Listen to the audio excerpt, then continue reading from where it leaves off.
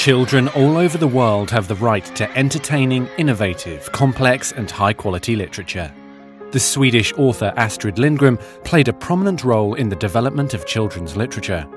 She renewed children's literature by combining artistic integrity with a commitment to the rights of children and young people. Her deeply humanistic spirit permeates all her books. In honour of her memory, the Swedish government established an international prize, the Astrid Lindgren Memorial Award, in 2002. The Astrid Lindgren Memorial Award promotes children's and young adult literature on a global level. The prize of 5 million Swedish krona makes it the world's largest award for children's literature. 11 participants have been presented with the award since 2002.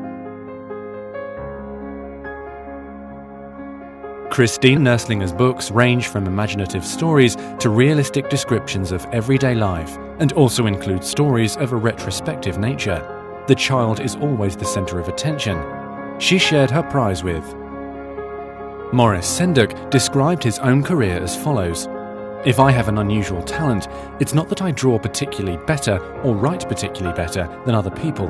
I've never fooled myself about that. Rather, it's that I remember things that other people don't recall, the sounds and feelings and images, the emotional quality of particular moments in childhood." Morris Sendak passed away on May 8, 2012. Lydia Bajunga sees the world through the imaginative eyes of a child. For her, everyday life is filled with magic, and the bounds of possibility are hazy and easy to overstep. At the centre is the child, often abandoned and lonely, always sensitive and imaginative. The award enabled Lydia Bajunga to set up a foundation to promote reading. I'm going to donate myself, and the few people that would work with me is people passionate for books, and they believe in putting a grain of sand in trying to lift those poor people. So this thing is it's going to be so easy to do it. In 2005, the jury stated Philip Pullman is a master storyteller in a number of genres, from historical novels and fantasy to social realism and highly amusing parodies. Through his strong characters, he stands firmly on the side of young people, ruthlessly questioning authority and proclaiming humanism and the power of love, while maintaining an optimistic belief in the child, even in the darkest of situations. He shared the 2005 award with. The world created by Roger Arai in his illustrations and text is a rich one, full of contradictions.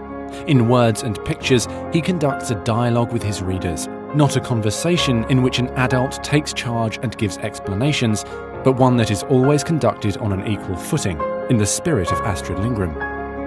Roger, what can books and reading give to a child? 想像力です。いろんなことを体験することです。生きる力ですね。Catherine Patterson.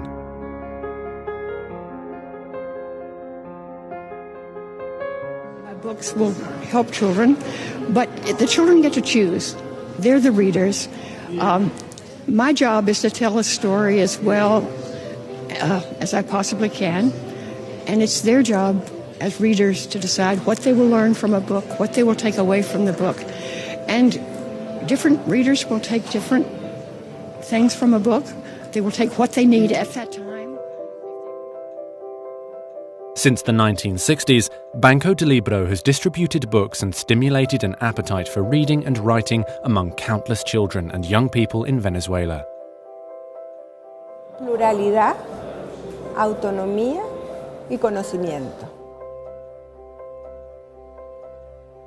Sonia Hartnett. I think a quality book, if we're talking in books for children, I think, or even books for adults, a book in general, is one that, well, to put it very briefly, makes you a different person than you were, even in a small way. And it should make you a better, a wiser, a cleverer, a more broader thinking person. If it can do anything like that, then it's a quality book. In the spirit of Astrid Lindgren, The Tamer Institute sees the power of words, books, stories, and imagination as an important factor in fostering courage, self-awareness, and tolerance. Promotion in Palestine is a key entry for every human being there, not just for children.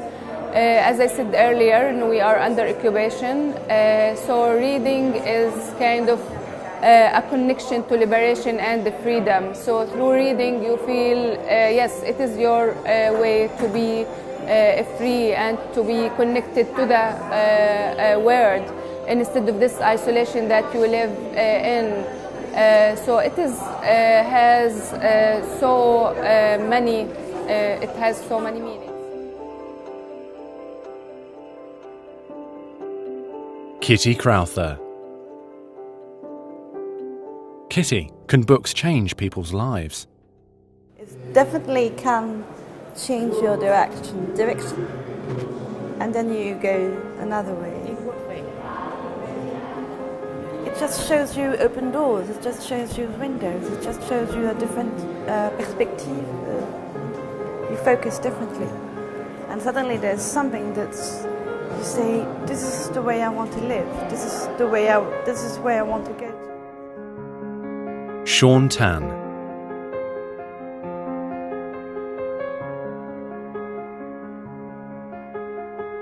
So over the years I've found that my work has been most successful when I actually remove a lot of my own interpretation and I just present very simple ideas, almost like dots, that the reader has to join with their own lines. In 2012, on the 10th anniversary of the Astrid Lindgren Memorial Award, the Dutch author Huskea has taken his place among the select group of distinguished recipients.